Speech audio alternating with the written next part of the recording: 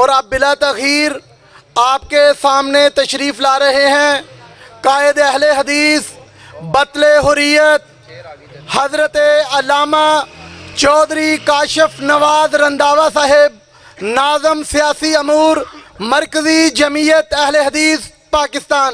نعرہ تکبیر، نعرہ تکبیر۔ قائد اہل حدیث، قائد اہل حدیث حضرت علامہ کاشف نواز رنداوا صاحب۔ نصلی علی رسولہ الکریم،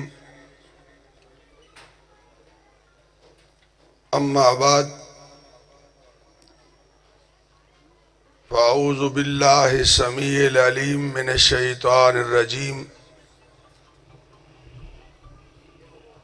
بسم اللہ الرحمن الرحیم۔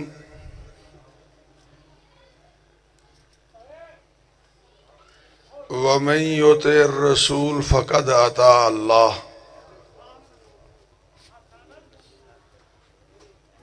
حضرات، میرا گلا کافی خراب ہے اور جمعے کا خطبہ بھی آج فیصل آباد میں تھا،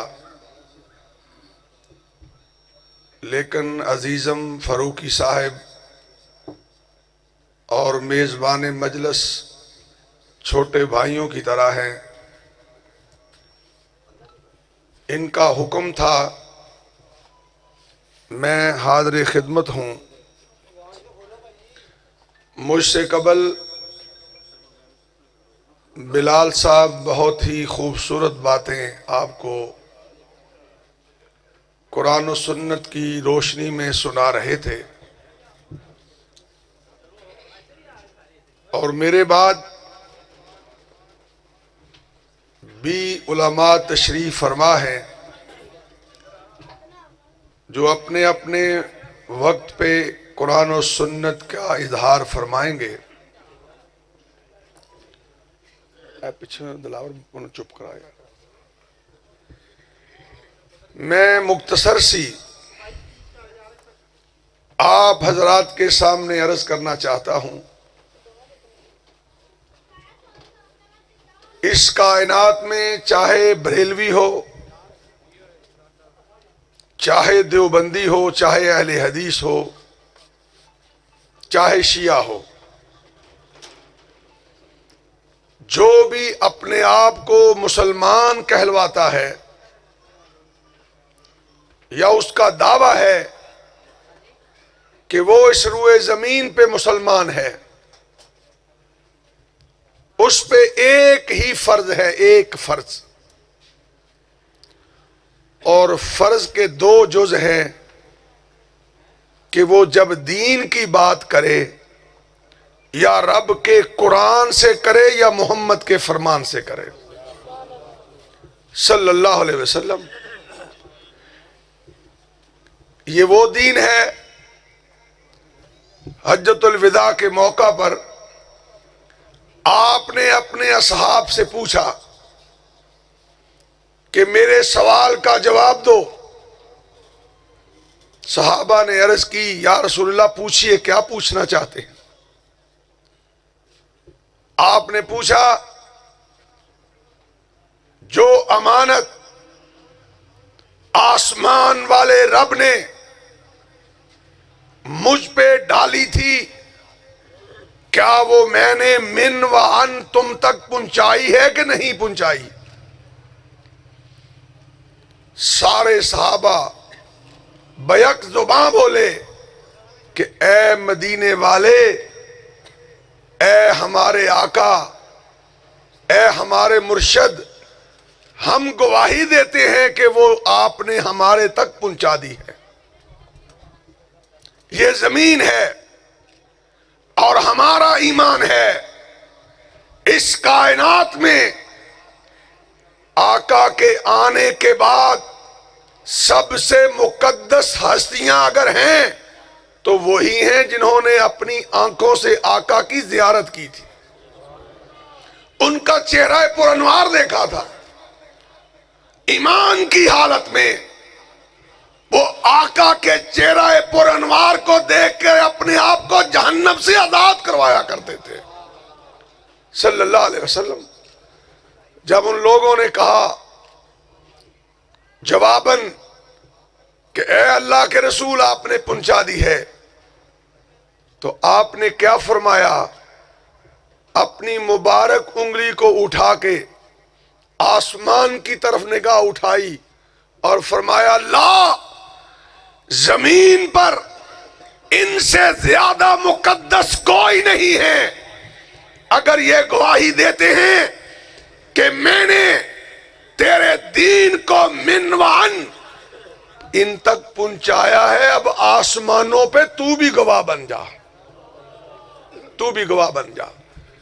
تو لہذا میں عرض کرنا چاہتا ہوں کہ آج اس کائنات میں فتنے اگر فروغ کر پا رہے ہیں، اگر یہاں بے حیائی کا دور دورہ ہے، اگر جھوٹ اور فریب آیا ہے، اگر بے شرمی اور بے حیائی آئی ہے، تو یارو وہ حجۃ الوداع کے موقع پر مکمل کیا گیا دین ہم چھوڑ بیٹھے ہیں۔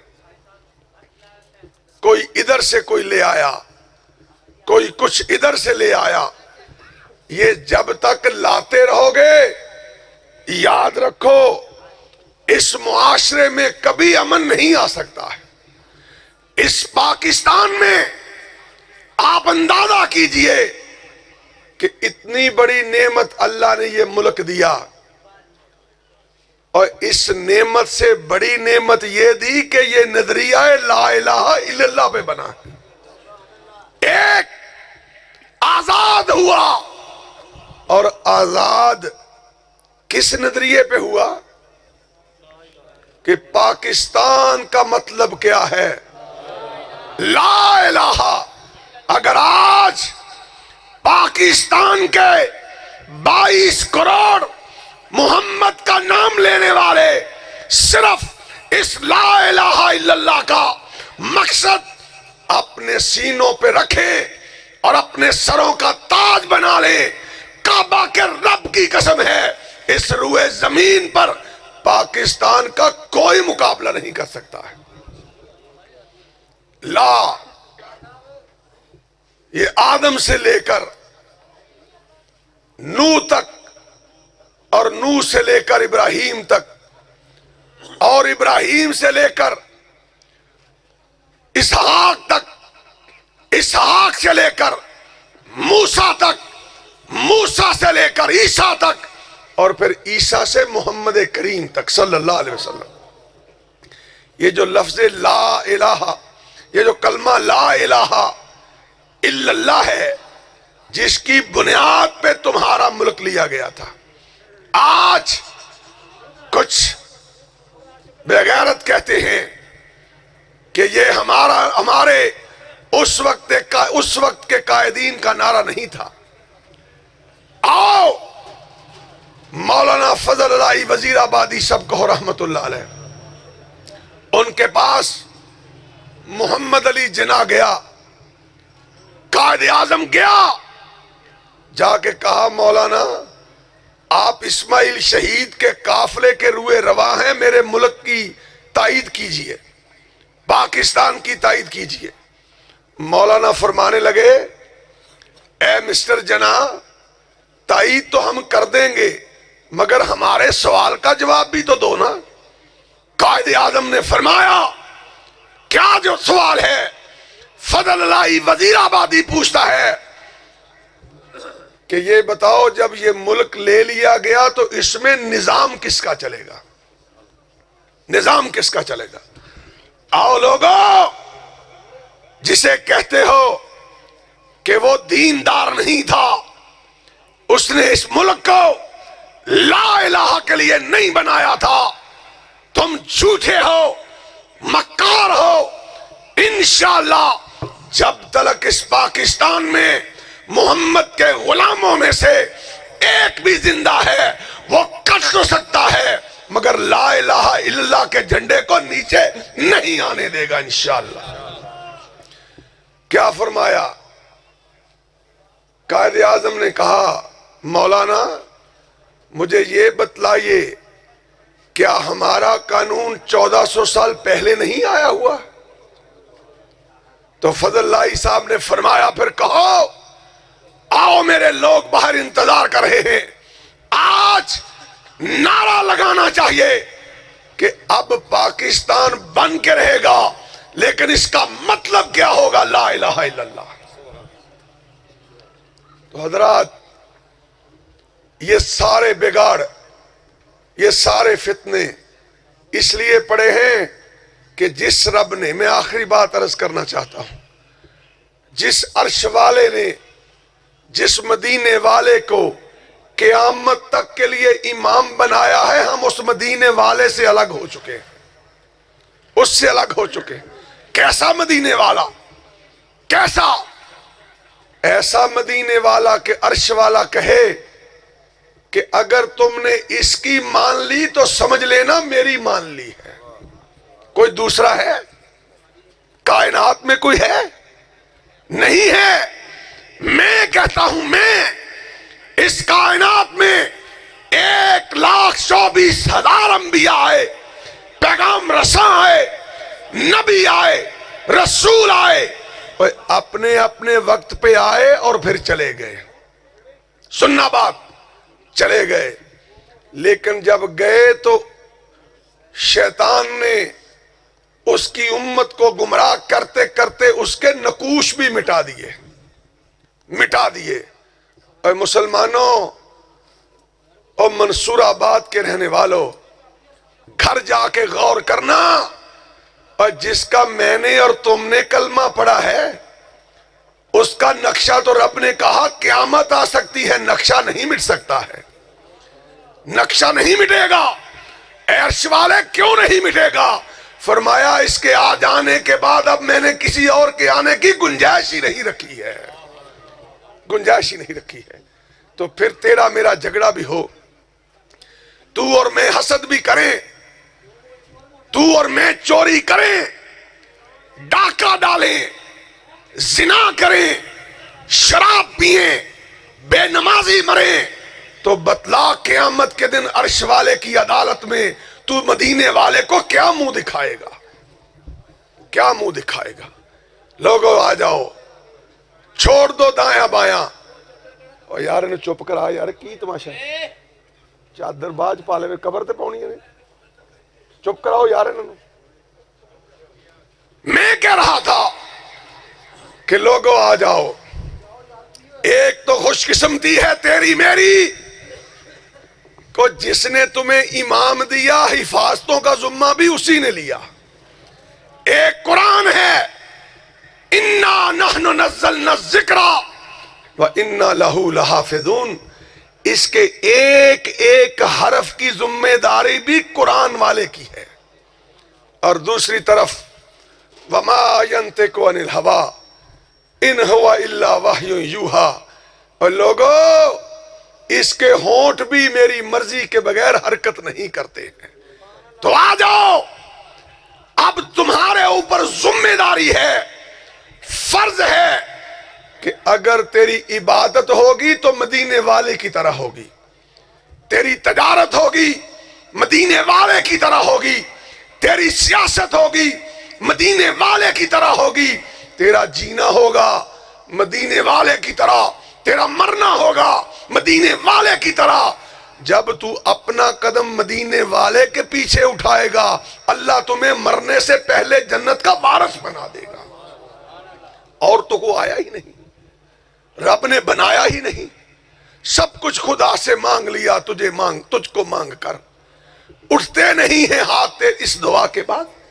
آؤ، میں کہنا چاہتا ہوں کہ لوگوں یاد رکھنا، جسے میں نے اور تم نے نبی مانا، اس کا زمین پہ بھی ڈنکا بج رہا ہے، اس کا زمین کے نیچے جب اس کا غلام مر کے جاتا ہے، من نبیوں کا جب اس سے سوال کیا جاتا ہے، تو اس کا مطلب یہ ہے کہ جس کا زمین پہ نام لیتا رہا، اب اس کا زمین کے نیچے بھی نام لینا پڑے گا۔ اور یارو لوگ کہتے ہیں اس کی مان لو، اس کی مان لو، بتلاؤ منصور آبادیوں، محمد کے بعد کوئی حجت ہے صلی اللہ علیہ وسلم؟ میرا سوال ہے، ایک نگاہ پہ ٹھہرا ہے فیصلہ دل کا، ایک نقطے کی بات عرض کر کے اجازت چاہوں گا کہ اگر قبر میں منو مٹی کے نیچے جا کے بھی مدینے والے کے نام لیے بغیر گزارا نہیں ہوتا تو دنیا میں بے وفائی کیوں کرتے ہو؟ کیوں کرتے ہو بھائی؟ اس کی طرح نماز کیوں نہیں پڑھتے؟ اس کی طرح رات کیوں نہیں لیٹتے؟ وہ ہے قیامت تک اس کی ایک ایک ادا کو عرش والے نے محفوظ کیا ہوا ہے، محفوظ کیا ہوا ہے۔ وہ تو 1400 سال پہلے جو رات کی تاریکی میں سجدہ کرتا تھا، وہ آج بھی منصور آبادیوں حدیث کی کتابوں میں سورج کی طرح چمک رہا ہے۔ وہ کوئی بھی کام جو بھی کر کے گیا، میں تو کہتا ہوں بستر پہ لیٹنے سے لے کر صبح اٹھنے تک، اٹھنے سے لے کر پھر رات بستر پہ لیٹنے تک مجھے ایک موقع دکھا دو، ایک موقع، ایک لمحہ کہ جس لمحے تمہیں اپنے آقا سے رہنمائی نہ ملتی ہو۔ بتلاؤ تو صحیح۔ رات کو سوتے ہو، اس کا نقشہ سامنے ہے، اور جاؤ دنیا کی ساری قوتیں مل جائیں، عیسائی مل جائیں، یہودی مل جائیں، بدھ مت مل جائیں، ساری دنیا کے فلاسفر مل جائیں، جس نے بھی جس کو بھی مانا ہے، کعبہ کے رب کی قسم اتنا کردار کسی کا روشن نہیں جتنا آمنہ کے لال کا روشن ہے صلی اللہ علیہ وسلم۔ اسے چھوڑ کر پھر امت ذلیل نہیں ہوگی تو کیا ہوگا؟ رسوا نہیں ہوگی تو کیا ہوگا؟ ہائے وہ ہے کہ جس کے سامنے آنکھ اٹھا کے بھی دیکھنا جائز نہیں، آنکھ اٹھا کے۔ آپ تشریف فرما ہے، ایک انصاری اور دوسرا آپ کی پھوپھی کا بیٹا تشریف لائے مسجد نبوی کے اندر۔ عرض کی یا رسول اللہ ہمارا جھگڑا ہو گیا ہے۔ فرمایا کس بات پہ جھگڑا ہوا ہے بھائی؟ توجہ میری طرف۔ کہنے لگے ہمارے باغ ہیں دونوں کے ساتھ ساتھ، ایک کہتا ہے میں پہلے پانی لگاؤں گا، دوسرا کہتا ہے میں پہلے لگاؤں گا۔ اور ہمارے بھی جھگڑے ہوئے ہیں کہ نہیں ہوئے؟ کیوں بھائی؟ بریلوی وہابی کا جھگڑا، دیوبندی بریلوی کا جھگڑا، بھائی بھائی کا جھگڑا، بہن بھائی کا جھگڑا، آؤ اور جھگڑے کرتے ہو، جھگڑے ہو جانا کوئی مسئلہ نہیں، اور محمد کے ہوتے ہوئے جھگڑا رہ جانا مسئلہ ہے صلی اللہ علیہ وسلم۔ آئے یا رسول اللہ صلی اللہ علیہ وسلم ہمارا جھگڑا ہو گیا ہے، وہ کہتا ہے میں پانی پہلے لگاؤں گا، یہ کہتا ہے میں لگاؤں گا۔ آپ نے فرمایا مجھے موقع پہ لے چلو۔ تشریف لے گئے، جب وہاں پہنچے تو دیکھا کہ پھوپھی کے بیٹے کا باغ پہلے ہے، انصاری کا بعد میں ہے۔ فرمایا اے میرے بھائی، اے میرے عزیز، تو پانی پہلے لگا لے اور بعد میں اپنے انصاری بھائی کو دے دے۔ یہ کس کا فیصلہ تھا؟ محمد الرسول اللہ، سب کہو صلی اللہ علیہ وسلم۔ اور یارو فیصلے وہ کر کے گیا اور محفوظ عرش والے نے کر لیے، اور فرمایا قیامت تک اب یہ غیر محفوظ نہیں ہو سکتے۔ سنا، فیصلہ کیا، انصاری کی زبان سے نکل گیا کہ مجھے پتا تھا پھوپھی کے بیٹے کے حق میں فیصلہ ہوگا۔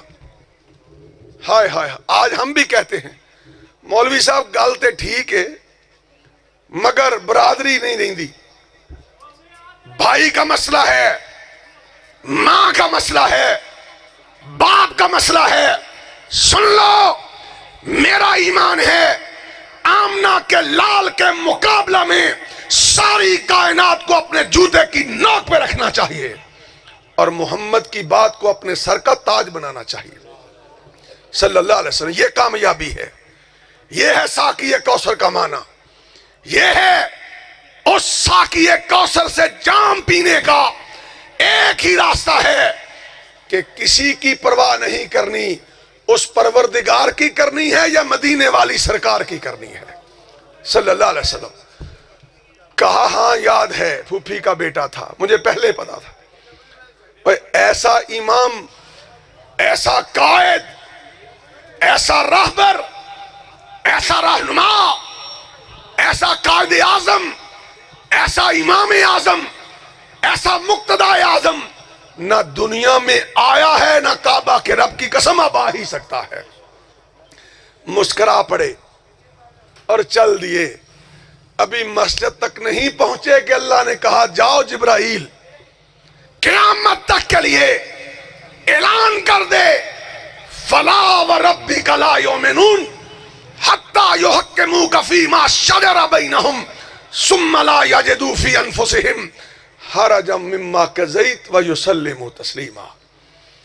اس کی بات آنے کے بعد، سننا توجہ کے ساتھ، اس کا فیصلہ آنے کے بعد، اس کی حدیث آنے کے بعد، اس کا دین آنے کے بعد، اس کی نماز آنے کے بعد، اس کا روزہ آنے کے بعد، اس کا حج آنے کے بعد، اس کی زکوٰۃ آنے کے بعد، اس کا وضو آنے کے بعد، اس کا عقیدہ آنے کے بعد، اگر کسی نے اپنے ماتھے پہ سلوٹ بھی ڈالی، عرش والے نے فرمایا مجھے رب ہونے کی قسم ہے میں اسے مومنوں کی صف سے باہر نکال کے رکھ دوں گا۔ تم سوچتے ہی نہیں ہو، کوئی بھائی اٹھائے پھرتا ہے، کوئی مولوی اٹھائے پھرتا ہے۔ آؤ لوگو، ان جلسوں کا تبھی فائدہ ہے، ایمان بنا کے جاؤ، عقیدہ بنا کے جاؤ کہ اللہ جب تک زندہ رہیں گے اس ایمان کے ساتھ، اس یقین کے ساتھ، اس وثوق کے ساتھ رہیں گے کہ جہاں آواز پڑی کہ یہ نبی کا حکم ہے صلی اللہ علیہ وسلم، اللہ گردن جھکانے میں کبھی دیر نہیں کریں گے، مانیں گے انشاءاللہ۔ تو لہذا اگر یہ عقیدہ بن جائے، ایمان بن جائے، تو پھر یاد رکھنا تمہاری زندگی اللہ اتنی آسان کر دے گا کہ اللہ کے فضل سے دنیا بھی تمہارے لیے جنت بنا کے رکھ لے گا۔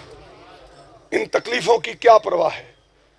اس دین کے لیے کعبہ کے رب کی قسم 11 سال بعد ایک سیاسی جماعت سے دوبارہ رب نے تبلیغ کے میدان میں بھیجا ہے، تو میں تو یہی کہتا ہوں اللہ کہ تو اگر کسی پہ راضی نہ ہو تو اسے کبھی دین کی راہ پہ نہیں لگاتا ہے۔ من یرد اللہ بہ خیرا یفقہہ فی الدین، اللہ تو راضی ہے تو دین پہ لگاتا ہے۔ اب عرض ہے اللہ موت قبول ہے، اس دین سے جدا نہ کرنا، شہادت منظور ہے، کٹ جانا منظور ہے، ٹکڑے ہو جائیں منظور ہے، اولاد مر جائے منظور ہے، سارا مال لگ جائے منظور ہے، مگر اللہ قبر میں جانے سے پہلے تک ہمارے ہاتھ میں تیرے دین کا جھنڈا لہرا جائے، اللہ اس کے لیے سب کچھ چلا جائے، سب کچھ لٹ جائے، اللہ پھر بھی کہیں گے کہ ابھی حق ادا نہیں ہوا ہے، نہیں ہوا ہے۔ آؤ لوگو، اب پاکستان میں قرآن و سنت کے ماننے والے کے لیے میرا پیغام پہنچاؤ کہ اب تمہیں صف بندی کرنا پڑے گی، اب تمہیں اپنے اندر اتحاد پیدا کرنا پڑے گا۔ اس لیے قیامت کے دن جب تمہیں اپنی بارگاہ میں رب پیش کرے تو وہاں یہ نہ منہ لٹکا کے کہنا پڑے اللہ اکبر جوید رحمت اللہ علیہ کی مسجد میں تو دین بڑا سنا تھا، قرآن و سنت بڑا سنا تھا، مگر جب منصور آباد کی گلی میں نکلتے تھے پھر بھول جاتے تھے۔ ایسے نہیں بات بنے گی۔ آ جاؤ، جو قرآن و سنت کا نام لیوا ہے وہ مسجد میں بھی قرآن و سنت کا جھنڈا لہرائے، اپنی یونین کونسل کے اندر بھی قرآن و سنت کا جھنڈا لہرائے، کارپوریشن کے اندر بھی قرآن و سنت کا جھنڈا لہرائے، پنجاب اسمبلی میں بھی قرآن و سنت کا جھنڈا لہرائے، قومی اسمبلی میں بھی قرآن و سنت کا جھنڈا لہرائے۔ کون آئے کون جائے ہمیں اس سے پرواہ نہیں ہے، ہم نے رب کے سامنے مر کے جب جانا ہے تو یہ ضرور کہنا ہے اللہ جیے بھی تیرے لیے مرے بھی تیرے لیے، اور راستہ تیرے نبی کا تھا، راستہ تیرے نبی کا تھا، طریقہ تیرے نبی کا تھا، اور رضا اللہ تیری تھی۔ گناہگار بڑے ہیں، سیاہکار بڑے ہیں، اللہ اسی جذبے کے بدلے ہمیں معاف کر کے جنت کے اندر داخل فرما دے۔ لوگوں یہ بات آن پہنچی ہے، اب اس ملک میں قرآن و سنت کے خلاف کوئی قانون نہیں بننے دیں گے انشاءاللہ۔ اب اس ملک میں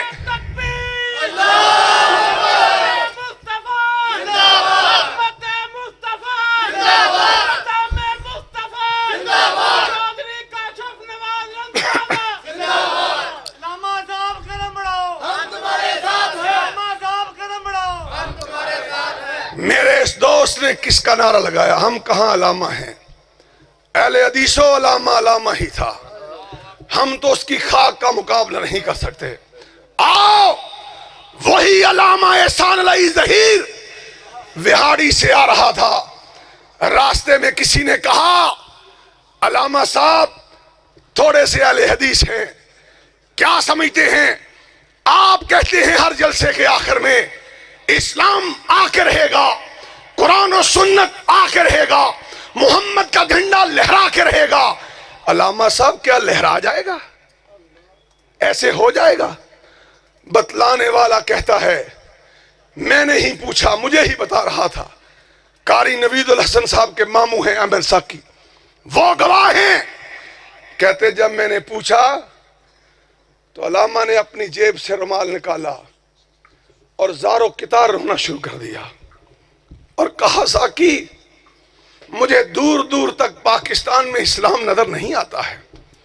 اس نے کہا علامہ صاحب ہمیں کیوں مروا رہے ہو؟ پھر سنو، قرآن و سنت کے لیے جو مر جاتا ہے اللہ قیامت تک اس کے نام کو بلند کر دیتا ہے۔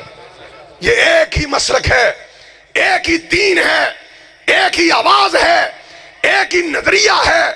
ایک ہاتھ میں رب کا قرآن لے کے آؤ، دوسرے ہاتھ میں محمد کا فرمان لے کے آؤ، دیکھو فرشتے آسمانوں سے کیسے تمہاری مدد کرتے ہیں۔ اس نے جواب دیا شہید ملت علامہ احسان علی ظہیر، سب کہو رحمت اللہ علیہ، ہم ہیں اس کے روحانی بیٹے، ہم ہیں انشاءاللہ۔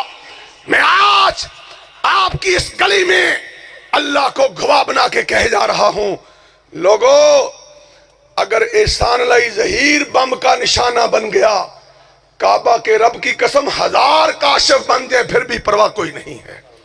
اگر وہ نہیں رہا ہم بھی نہیں رہیں گے، لیکن وہ زخمی لاہور ہوا، علاج ریاض ہوا، اور جنازہ مسجد نبوی میں ہوا، جگہ امام مالک کے ساتھ ملی۔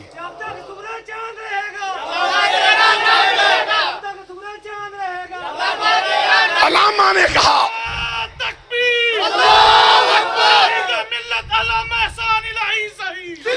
اور میں یہ کہتا ہوں، میں کہتا ہوں، میں پورے یقین سے کہتا ہوں، پورے وثوق سے کہتا ہوں، پوری تحقیق سے کہتا ہوں، پوری ایمانداری سے کہتا ہوں، اور جس جماعت میں احسان علی ظہیر کا خون ہوتا ہے وہ بزدل نہیں ہوا کرتی، وہ بزدل نہیں ہوتی، اس کے جوتے کی نوک پہ ساری دنیا ہوا کرتی ہے، اور وہ للکار کے کہتا ہے آ جاؤ، جب تک رب نے زبان دی ہے رب کا قرآن سناتا رہوں گا، محمد کا فرمان سناتا رہوں گا صلی اللہ علیہ وسلم۔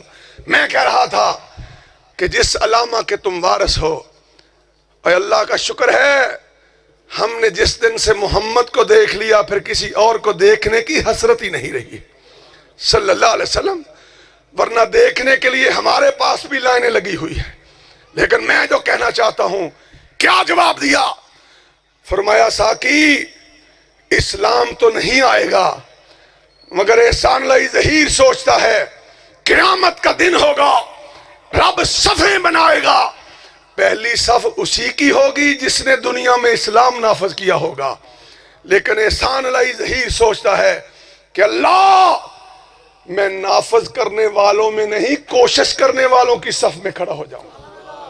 لوگوں، جو کوشش کر کے قبر میں جاتا ہے، عرش والا اسے بھی جام پلاتا ہے، وہی ساقی کوثر سے جام پیے گا، وہی پل صراط سے آسانی سے گزرے گا، اور وہی محمد کریم کے پیچھے پیچھے جنت الفردوس کا مالک بنے گا۔ وآخر دعوانا ان الحمدللہ رب العالمین۔ حضرات، میں فیصل آباد سے اللہ کی رضا کے لیے قرآن و سنت کے ماننے والوں کو جگانے کے لیے نکلا ہوں، اور انشاءاللہ ان کے جگانے کے لیے مجھے تختہ دار پہ بھی لٹکنا پڑا، میں مسکرا کے لٹک جاؤں گا انشاءاللہ۔ ہر محلے سے، ہر مسجد سے، ہر جگہ سے جہاں ہمارے مراکز ہیں، ہم نے نوجوانوں کے نام آج سے لکھنا شروع کیے ہیں تاج کلونی سے۔ الحمدللہ جو نوجوان قرآن و سنت کی بالادستی کے لیے اور اس علم کو بلند کرنے کے لیے اللہ اور اس کے رسول کے لیے نکلنا چاہتا ہے، وہ ہمیں نام لکھوائے۔ سلیم الرحمان صاحب کو، کسی بھی دوست کو، وہ صاحب جلسہ کو، میزبان مجلس کو لکھوائے، مجھے فون کر کے لکھوائے، انشاءاللہ ہم تمہیں چوکیدار انشاءاللہ بن کے دکھائیں گے۔ اللہ سے دعا ہے اللہ مرتے دم تک ہم سب کو اگر زندہ رکھے تو قرآن و سنت کی راہ پہ رکھے، اور قرآن و سنت کو بلند کرنے کے لیے